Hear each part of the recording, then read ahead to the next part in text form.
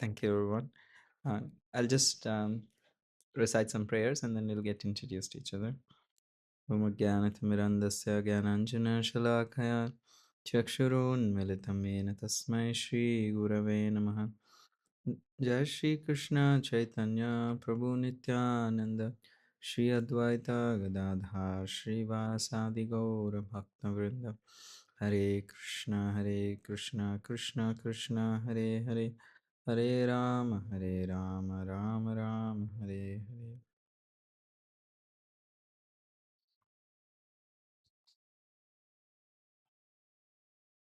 Thank you, everyone, and thank you, Dhananjana Prabhu, for having me. It's an honor and privilege and fortune to share my time and be in all of your presence and share something what I've heard from my teachers and what I try my best to practice. So it's really an honor and pleasure of my life to be able to learn as well as also share. So I extremely grateful for you to offer this opportunity to me to be able to share. Thank you. Since it's a cozy little place, it's better we know each other more than me just like jumping in to just speak what is there. Uh, would you like to introduce? I know some of you might know each other, but I'm new, probably for most of us here. So would you like to introduce? I'm Manhattan. Okay. Um, Chimin from Brooklyn. You said Henry. Anything just apart from the anything little.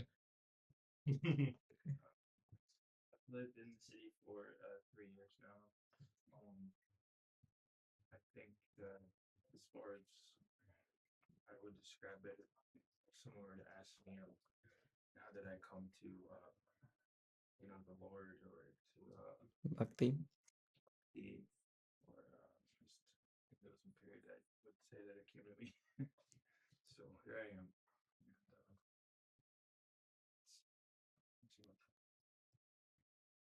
Anything more?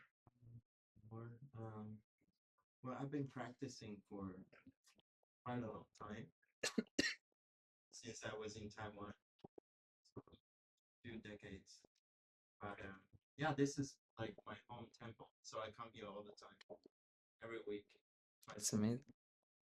Is it thundering or is it the trains going? Okay. Um, anything more? Uh-huh. Mm-hmm.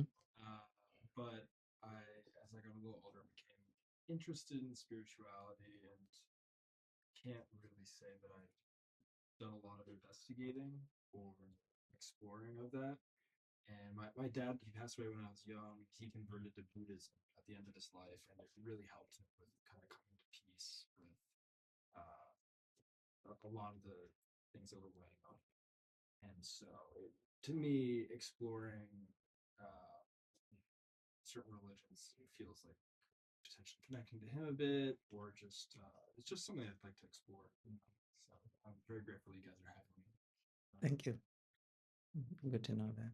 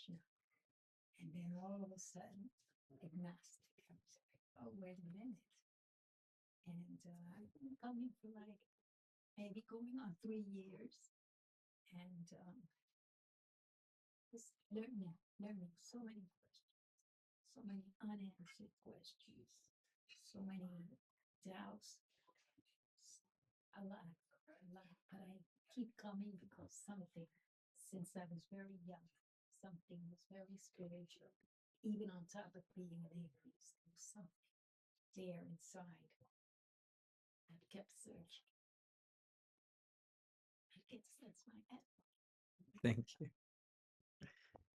And indeed. As Anjan, Arvind, I think you know each other for some time. I've been coming to your Bhagavad Gita classes over a year now and been exploring spirituality. And because of some tragic events in my life, Krishna says it's a distressed or people seeking real knowledge try to come. I guess I fall into the first category, trying to find peace. And thanks for Shimin, Ubunityan, I get some peace here.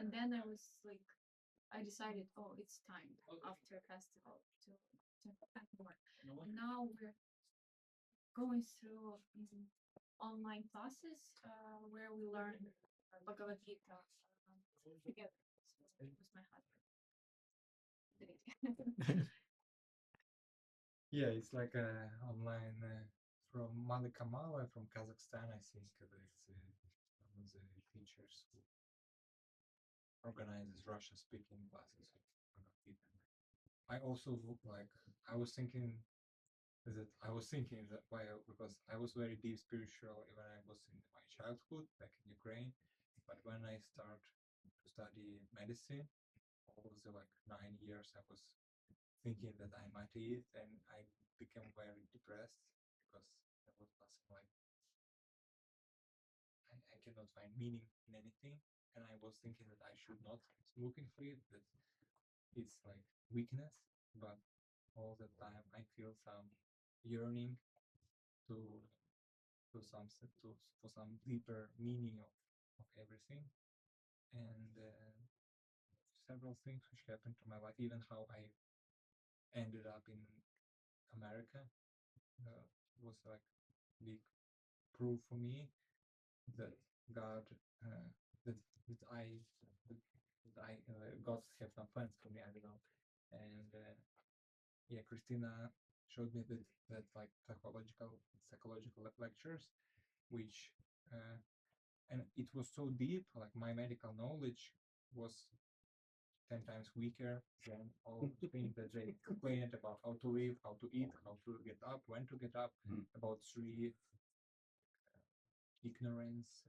passion, and yeah, and I was so amazed that I bought Bhagavad Gita for myself, and just 1 month, like as I read it, and it's incredible. I really like it. Thank you. Thank you. Robert. Hi, my name is Rupnarayan. Everybody knows me as Rocky. So what brings me here today is that I'm trying to get in tune with my religion. For a long time, I haven't had somebody to teach me, and I finally picked up, and my mom is no longer here. So I'm actually doing this for her, and I'm trying to make a big change in my life. So that's why I'm here. Thank you. Thank you for sharing. Nityananda Prabhu. Oh, name is Nityananda Chandra, and I used to live in this temple in 2001, and I sold a book to my wife to be in the subway, and you'll see my kids with the colored hair. They're very easy to track down.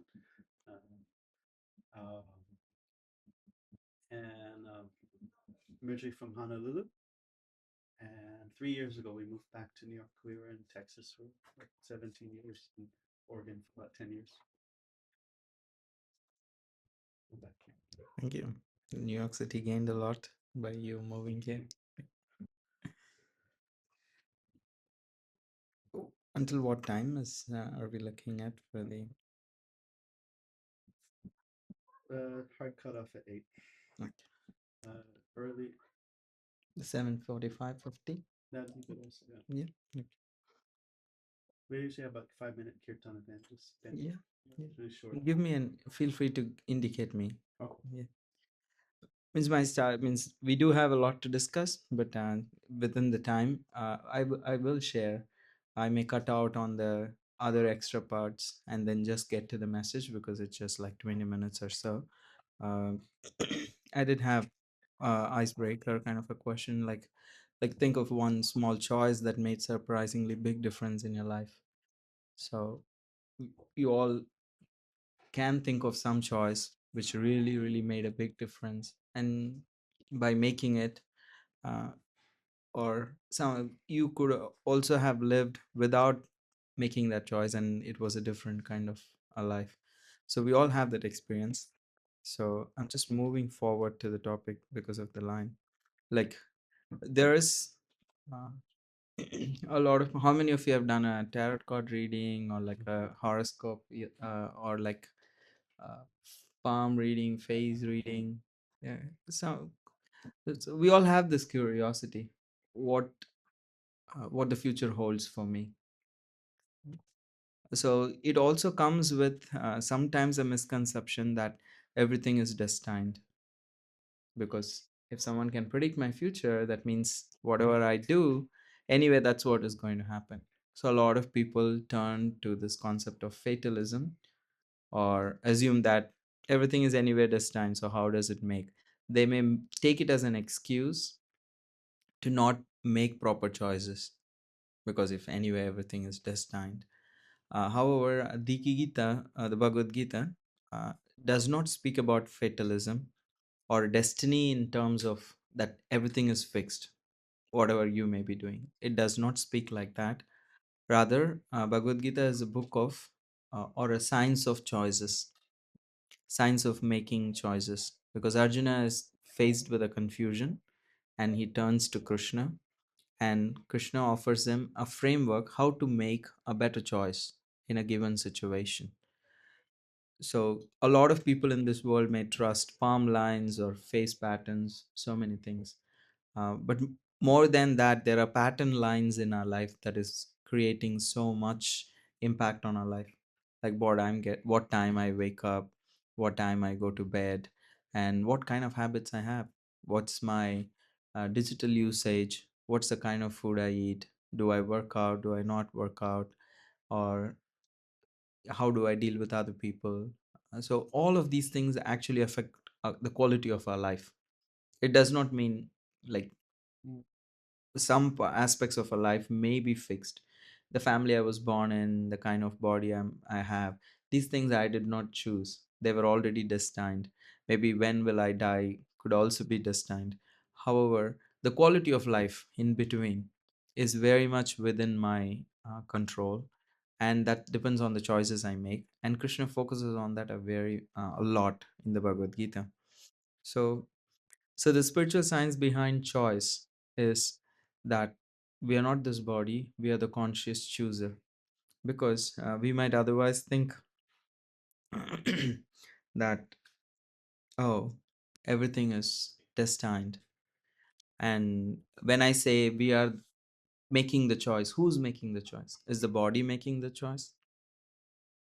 According to the Gita, body is dead matter. It's moving, it's acting because there is a conscious desire inside the soul. The moment the soul leaves, then the body is just a dead body. Like I remember when I was in engineering college, I lived with many roommates.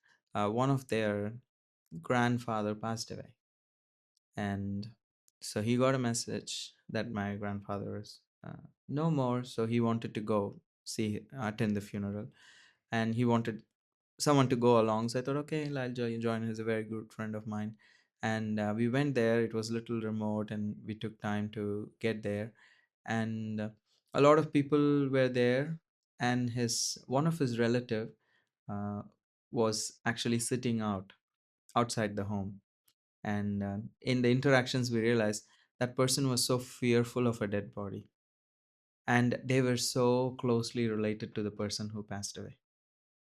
So they were so closely related to the person who had passed away, and the moment actually the soul left the body, they were fearful to be in the presence of the same person that they knew and loved, and however, they just could not even stay inside because they were fearful of a dead body. So how I was just, it really struck me because a person became a dead body overnight, just when the soul left the body. So in the body, who's making the choice is the soul. So we are that conscious chooser. uh, our body may be programmed for certain things depending on the culture we are brought up in, depending on various trainings that we have had, choices we have made in the past, or maybe our body is sometimes like accustomed to certain things. But surely and slowly we could actually make a difference if we consciously make a choice, because otherwise we will be like machines. So we are actually conscious beings and not material machines. It's not just we are these bodies. Our real power does not lie in controlling just the externals of it, because all of the modern civilization is focused on controlling externally, manipulating everything. Outside it's raining, but inside we make it cozy. Outside it's cold, we make it warm inside. When it is hot outside, we make it cold inside. So we try to, as much as possible, make it comfortable for the body by controlling the externals. But we have lost the uh, signs of controlling the internals to actually make life better on another level. There are two ways to make life better. One is like you just make it externally pleasant. But how many people in this world, despite having everything externally pleasant, are internally miserable? Because ultimately, that is also part of the equation. It's not that we need to suffer externally, but we don't need to neglect the internal either. So, the lot of the modern civilization is focused on controlling externally. It's quite easy to spend our times. Like recently, I was with my friend and I said, "Oh, your son is really quiet." He said, "No, he just has a phone in his hand. That's why he's quiet."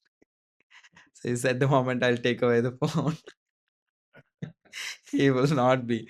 So I assume. So sometimes, like he was saying, like I have no choice. Like I just want to spend time in other things. So I want him to keep quiet. So I just give the device, and the child can control the device and is like enamored by it. And sometimes we are also like that. It's very hard to deal with people, but it's very deal with easy to deal with gadgets. So we may turn to gadgets. It's much easier. Like wish you had a remote and you could just switch off the next person who's speaking next to you. No, it's not possible. So that's why we are used to so much dealing with the gadgets and the comfort of it. We get frustrated with people because we cannot control them. uh, However, the signs of actually learning to adjust the internals can actually also in fact improve the quality of life. Poor people could be happy, rich people could be unhappy, because it's about the internals too. So the civilization has enormously in like improportionately has focused on controlling the externals and has lost the science of controlling the internals. And the Bhagavad Gita is teaching the science of controlling the internals is also very important to the quality of life. So we are not this body, we are a conscious user, and that changes everything.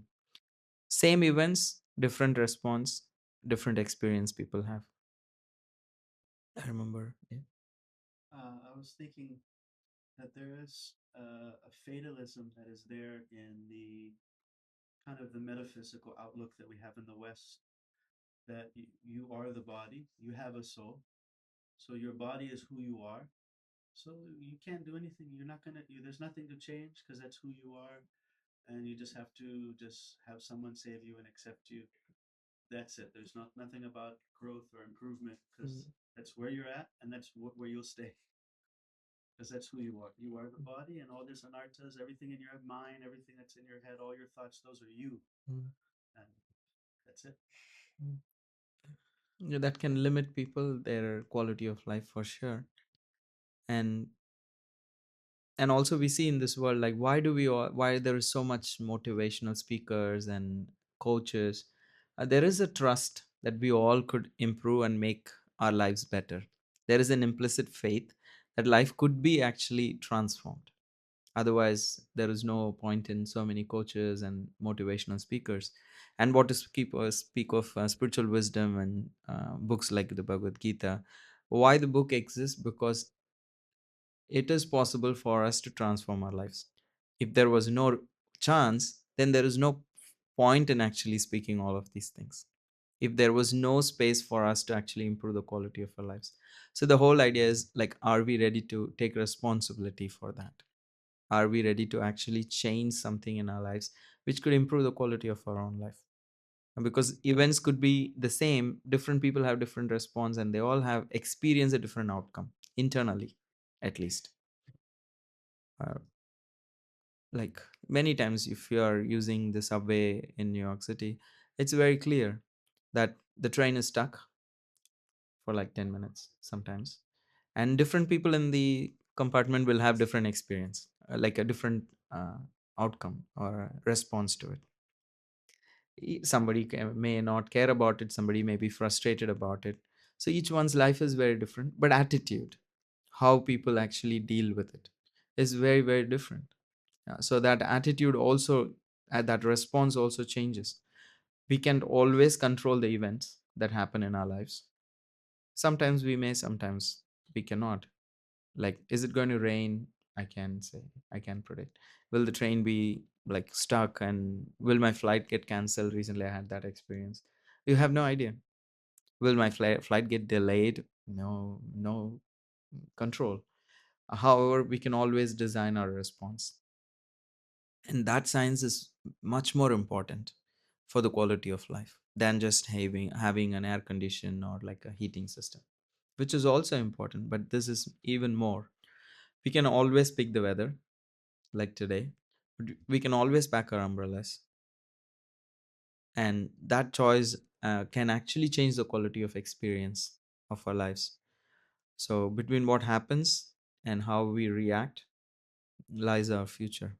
It's not that our future is completely destined and it does not matter how we react, it's going to be the same. No, how we actually choose to act can change our future, because events does not just create experience. The whole tourism industry is lying to us. Just go here, have an experience, just go there, having an experience. But just seeing things alone does not create experience. What have you learned? What have you actually changed in your life by going to that place? Otherwise you go there all the time, you're just worried about where to eat, when to sleep, that's all, what to shop. And then we come back, and then we are already bored. By the time we return, again life hits us, and again we have to wait for another few months of savings and vacation to actually again go to another place.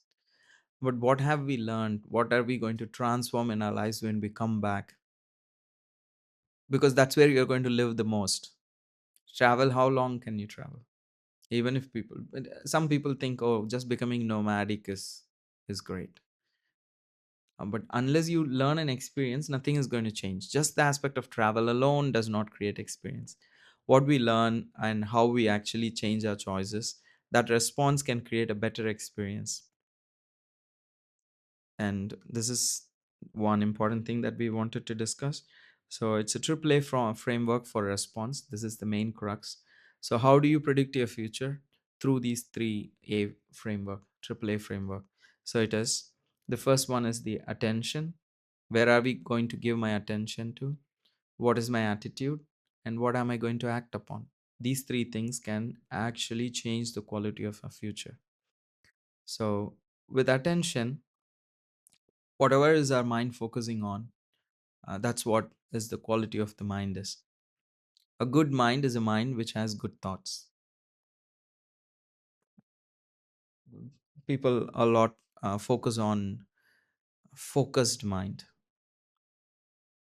I would say even a terrorist has a focused mind. Otherwise, you cannot like imagine like driving a flight into uh, a World Trade Center and bringing it down. You think it's without a focused mind that can be achieved, haphazardly planned? Uh, no, extremely precise plan, very cunning, very clear, very focused. Focused alone is not important. We want the kids to be focused, but we don't means just that alone is not important. A good mind is a focused mind. When you have a good mind, it is present, it focused, it has right choices to make. So Gita is focused on creating a good mind because a focus is a byproduct of a good mind. And that's why when we just try for developing a focused mind without a spiritual practice, it does not no, transform a character. So Bhagavad Gita is focused on creating a good mind. What is the science of creating a good mind? Because a good mind will give attention to the right things, will make the right choice, will develop the right attitude, will act upon the right things. So what is our mind focusing on will change the quality of our life. What are we associating with? Because it could be people, it could be content, it could be so many things. Each of us senses as a food. It's not just what we eat is alone food. Eyes have a food, ears have a food. Tongue has two things. One it speaks, one it tastes. So food alone is not the thing. What we speak is also in one sense of food, because that's showing what is the thoughts we are having. What we hear will decide what's going on inside, and it will decide what we are speaking. So our feed is also a food mentally. So wherever we are focusing our attention, that's what will become make our decide our life, because what you focus on actually grows. Focus on can we focus on what we can control? So many times we are stuck in a mental loop on what we cannot control. So can we focus on what we can actually control, and not we what we don't have control on, just worrying about it? So our attention is like the watering can of the consciousness. Wherever you give attention, that's what will grow. If I just water my anxiety, that will grow. If I water my gratitude, that will grow. So what am I watering in my life? So am I watering remembrance of the divine? Am I watering uh, good things in my life?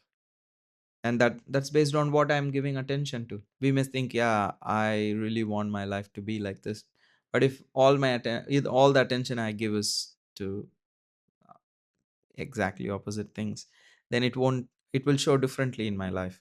I may want to be healthy, but all I want to eat is like junk food. It's a noble thing. I want to feel healthy and be healthy, but what I eat is going to decide. So where we give our attention is surely important. Wherever the mind wanders, or wherever the mind focuses on, that's where is the quality of my life. So attention is very important. And look into, if you want to predict your future, look where you're putting your attention into. That will decide the course of your life. And again, you want to predict your future, see what is your attitude, because that is the lens that colors your reality. Bitter, frustrated, we may have all the reasons in the world to be actually uh, like pained. We may have real reasons to hold it against people. We might have been wronged. It's real.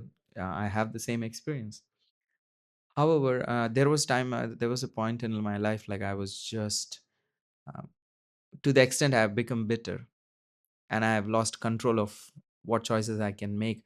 I had a beautiful life to live, but I was so bitter because this person did this to me, that person did this to me. I was so absorbed in it.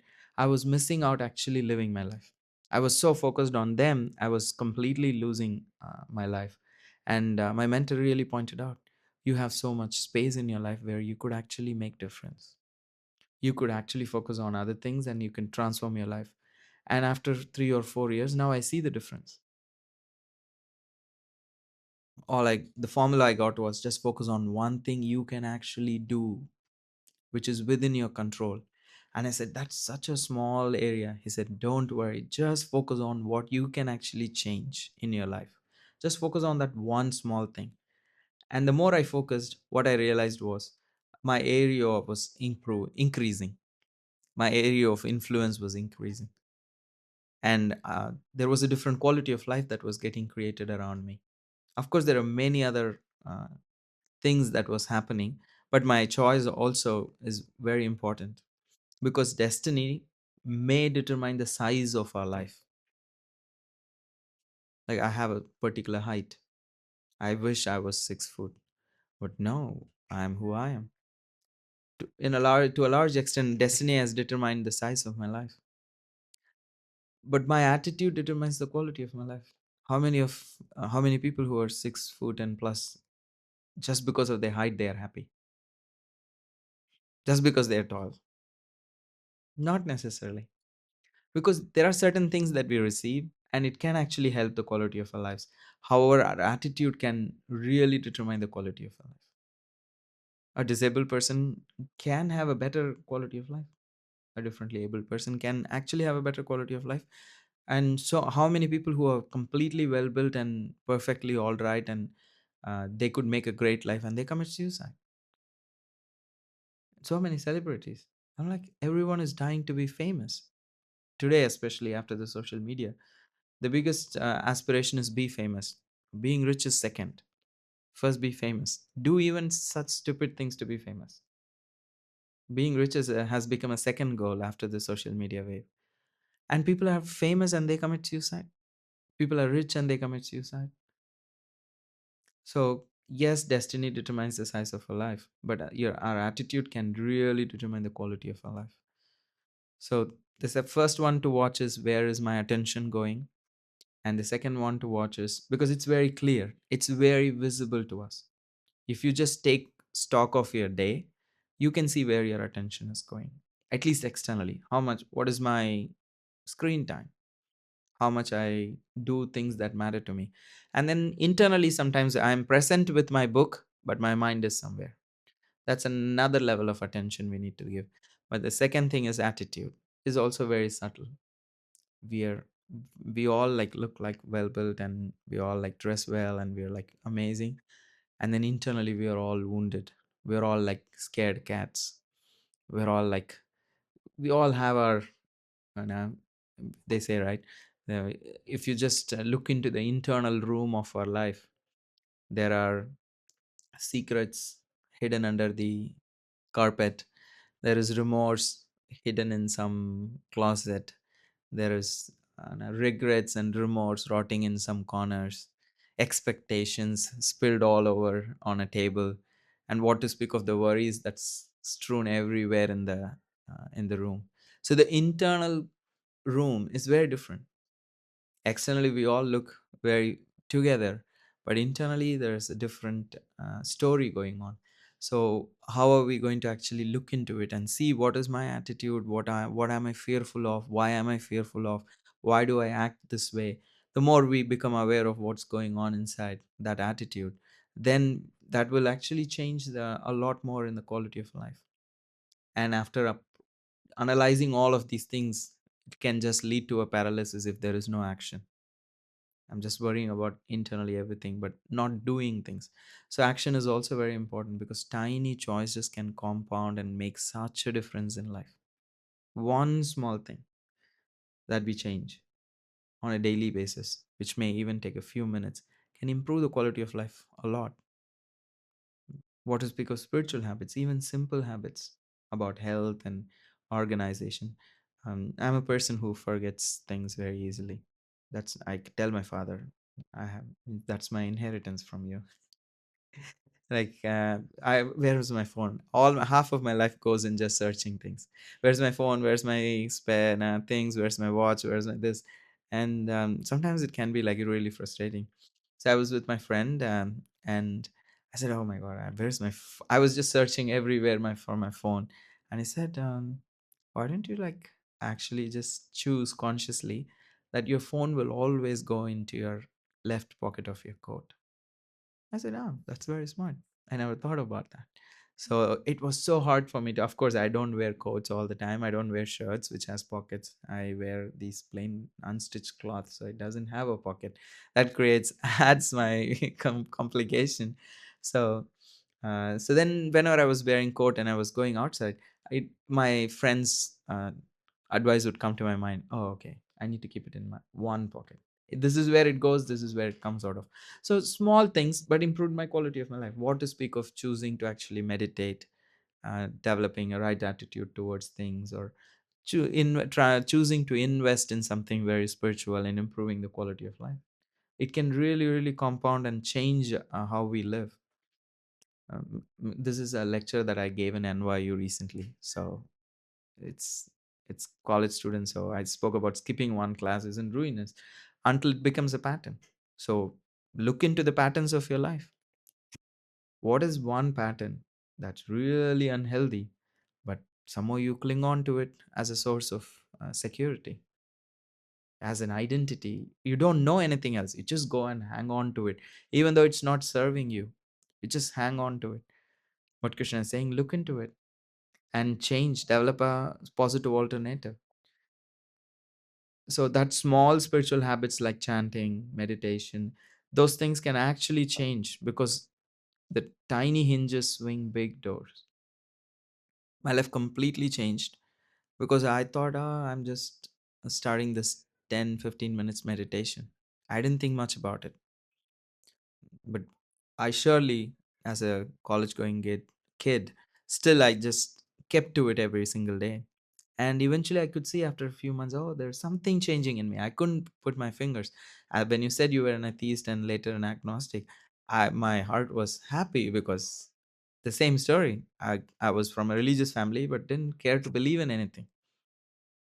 I did not bother about any of these things. Never thought I'll become. If anyone told me I'll be a monk in my future, I'm like, no way. I was not like that.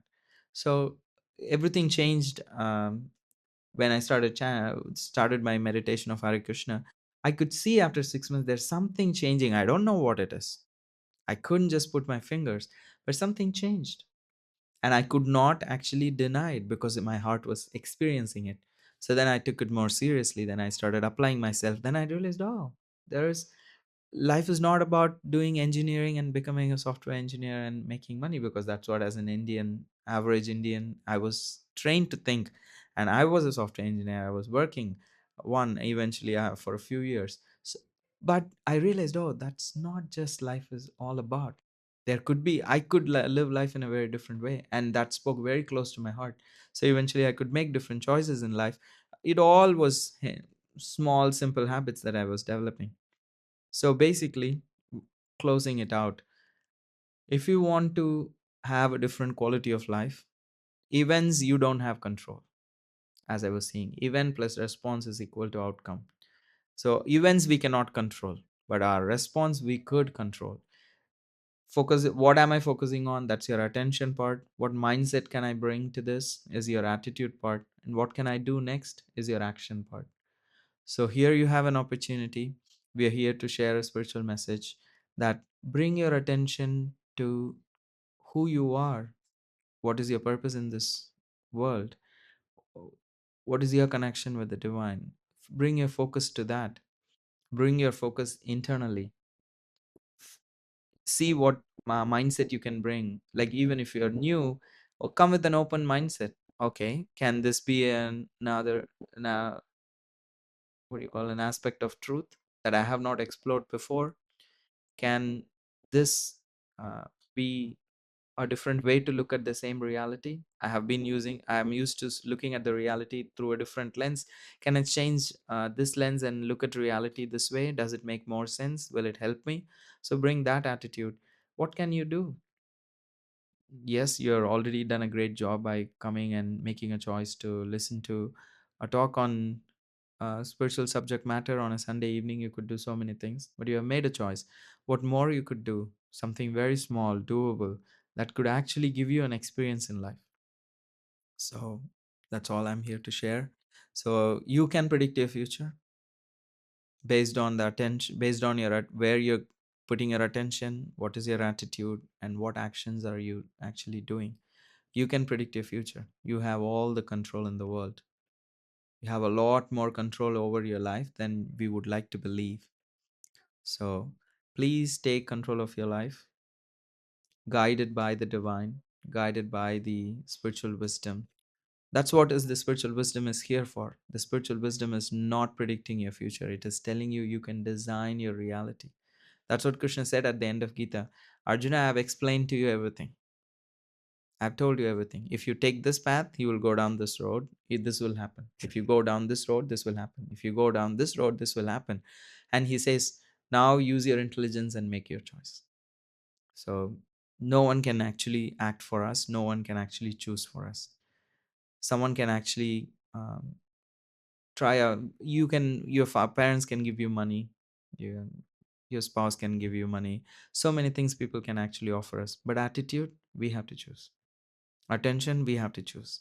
Actions, eventually we have to choose. So a lot more can be actually changed if we work on these things. And I'm not just telling you, I'm telling myself also. There is so much space for improving the quality of our lives based on the choices we make. So thank you again. I know it was a very serious tone that I said because I had a limited time without much anecdotes or anything. But I'm extremely grateful and honored for your attention. So, anything you'd like to share until we get told what to do next? Something, one thing that came to you and that you would think about or act upon. One thing that you can, we all can quickly share. Yeah. Yes, sir. Oh, one thing that I would think about, I could actually. Yeah, anything that whatever you whatever struck you in the presentation, or anything that you'd like to share. One thing. I guess in my life, I kind of I got into it a little bit earlier with somebody who's like a friend. He's also a broker, and he's trying to do this deal for me or whatever. And I was fairly I put a lot of pressure on him, and I felt bad about that. And so I did apologize to him, but I guess just taking a moment. See, that's the problem is not taking the moment to like see it, to take it in, so like what am I really putting out there, into the world. And the truth was I was putting a negative effect out on this other person. And you know and I wouldn't want someone to do that to me. So I guess just maybe taking a little more time to realize that our actions affect others, and I would want that to be a positive effect, not a negative one. So thank you. Chairman, would like to For share me, something? um, yeah, I agree with all of these. So I just have to try to be more mindful and conscious of um how I'm feeling every day, and also um what is actually in my mind. I think sometimes our biggest enemy is our own mind when it's not focused on transcendence, when it's focused on the external. And yeah, so that's what I'm trying to do every day. Yourself? Oh, and I was just sitting down here and thinking, right? I was thinking, hey, I'm good at attention. I'm good with attitude.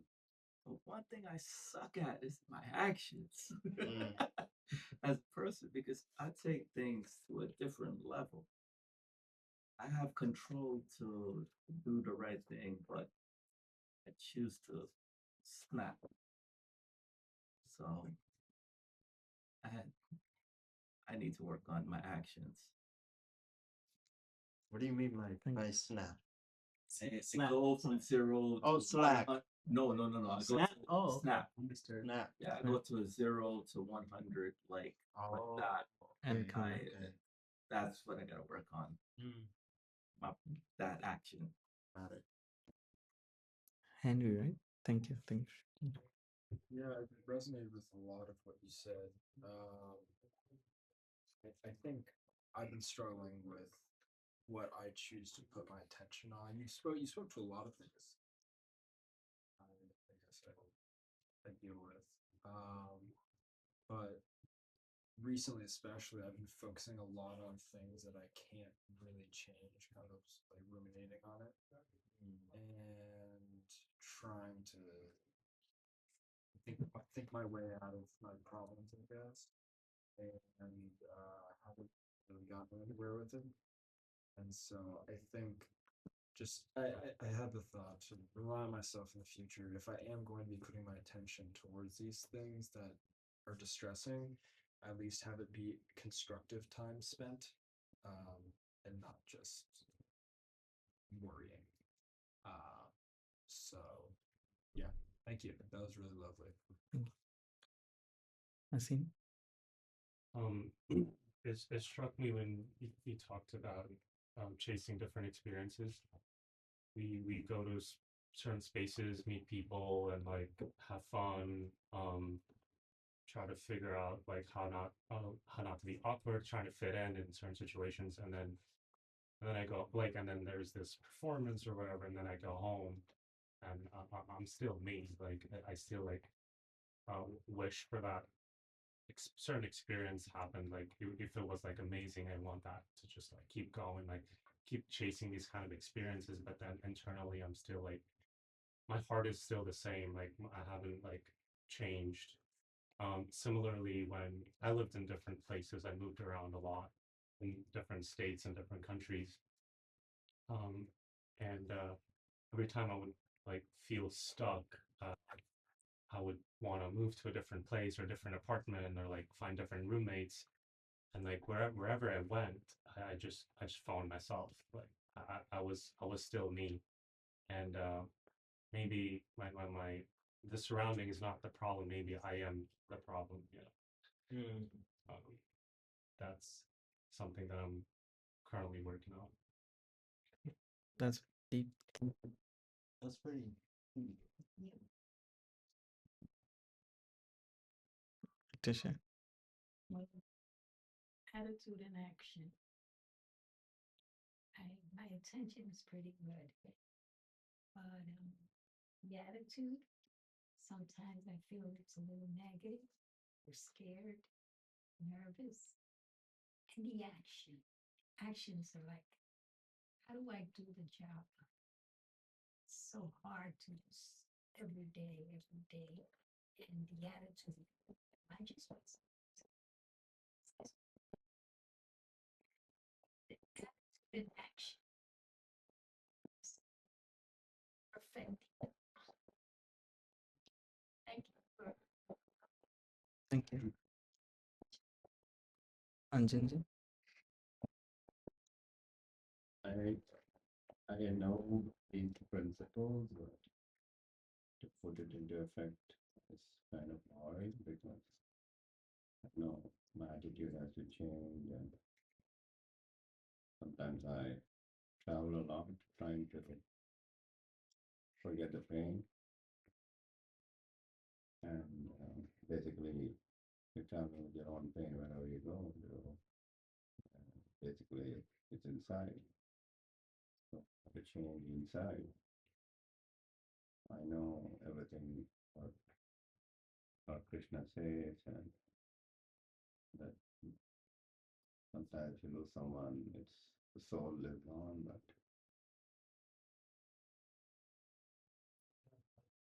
but it's very hard when it happens to you. So it's good in philosophy, literature, and concepts, but I'm stuck in a cycle where hard to change the action. It's the process. It's hard to change. Yeah. for sure, but not impossible. I can see you're trying. You're trying your best. It's not easy, as you rightly said. It's a very difficult situation, knowing you personally. But I see how you're trying, and you do see that is making some difference in the quality of your life, for sure. Yes.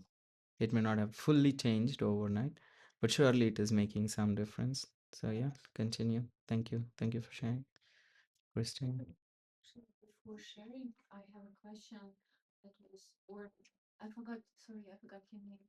As Rocky. Rocky. People call me Rocky. So you, um, so, so you, I got this question that you said that sometimes, so you control your focus and attention, yeah, but you can't control your action.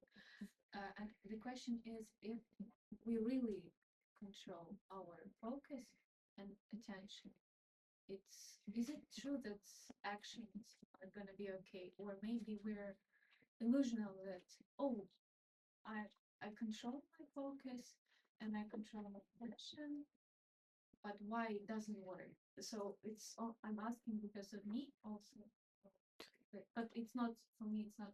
So the signs that Krishna explains here is, if we can focus on something higher.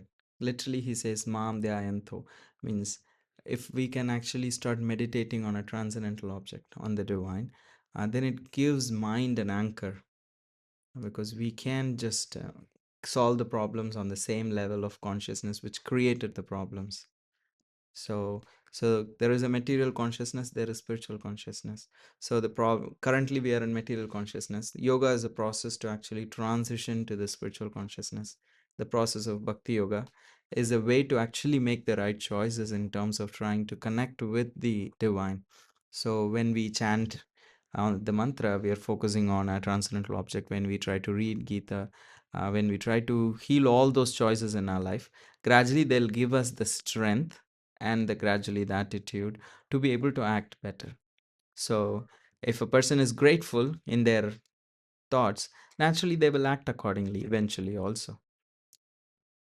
Initially we may want to be grateful, but we may eventually, someone says something and we may just snap out, but gradually it can change. But everything begins with trying to focus on a transcendental object. So the mantra is a very easy way. The more you focus the mind there, give attention to the mantra, and purify the mind, make the mind into a good mind, naturally the attitude also changes and the action becomes easier to make. So we should start from focus.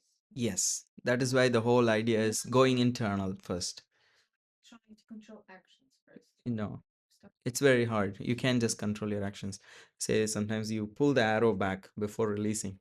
So you retreat in so that you can actually go far. So in spiritual life, we are just trying to control the externals, but the idea of trying to actually control the internals is much better, and it manifests in actions much nicely. So go inside, purify, cleanse your mind, and it will change your attitude. Then your actions will naturally be spiritual. So the mantra purifies the mind, it makes it Krishna conscious. Then our attitude becomes Krishna conscious. Then our actions also become very spiritual. So You have like your when you're at school every day you're studying and you're working, and then every couple weeks then the test comes, shows you where you're at. But if you just do the test, then you're not gonna, you have the everyday work, you won't get anything Yeah. from this test. The action is like the test. Yes. So yeah, the really comes from the everyday study and everyday practice. So what was really new for me? It was good. The phrase "good mind." So before I was just thinking, oh, there is mind, there is focus, also good focus.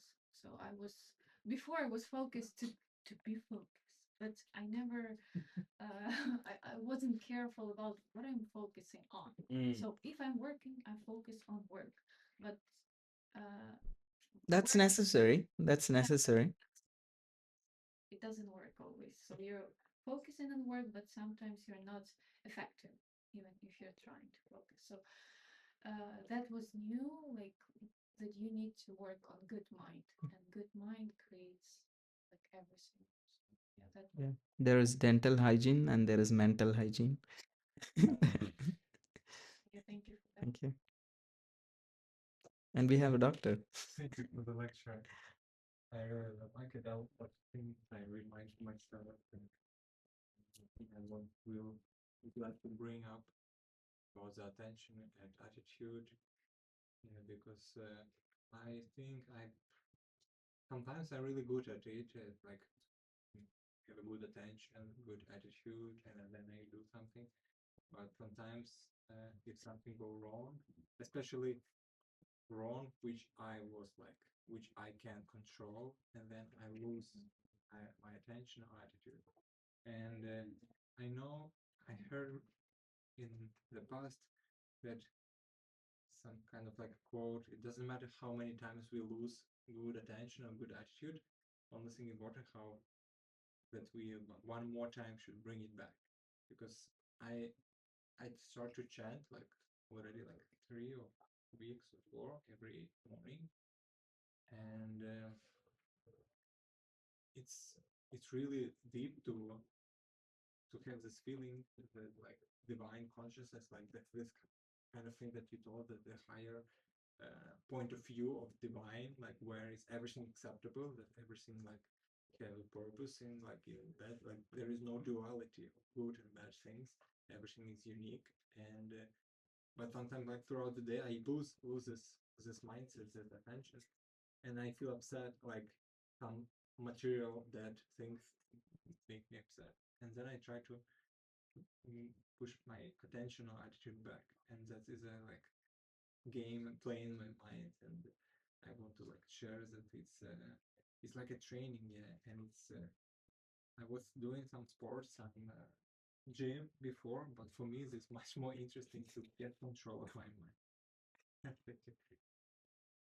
Thank you. cannot say the mind is the most difficult things to control, Yeah. even for great yogi.